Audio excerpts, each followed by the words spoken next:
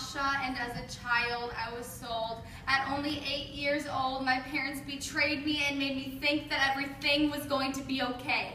The first time I was sold to a man for property, he took my already torn apart heart and he tore it up some more. As he slammed the door, I felt my heart sink to the floor. I felt the tears rolling down my face as I felt like a disgrace, so ashamed of what was about to happen.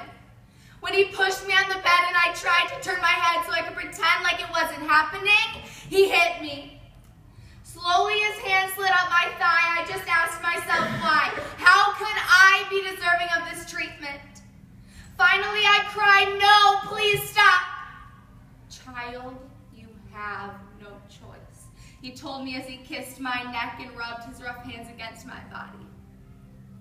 I have no choice. I was a child, waiting for my purity to be restored, but feeling like it would never happen. Chained to a bed full of pain and regret, knowing I was not deserving of any love or restoration. No one could save me because my life was hardwired for failure, wishing someone would just put me out of my misery. By age 9, I swallowed my cries every time I would wake up from a nightmare where men would touch me and move me and make me do the things that I didn't want to do, and then I realized my nightmares were reality. I was beaten both physically and mentally. These men left scars not only on my body, but on my heart.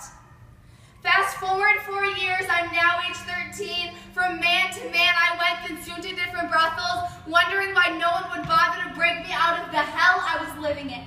Not even knowing if anyone knew I was like this, complete helplessness. Servicing almost 40 men a day, I stood there quietly like I was trained, but on the inside I was screaming.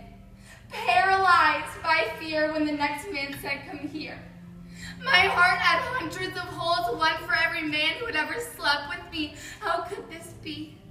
My heart wrenched every time a man touched me, but they kept touching me over and over again, just wishing I could shake these memories from my head. This is reality.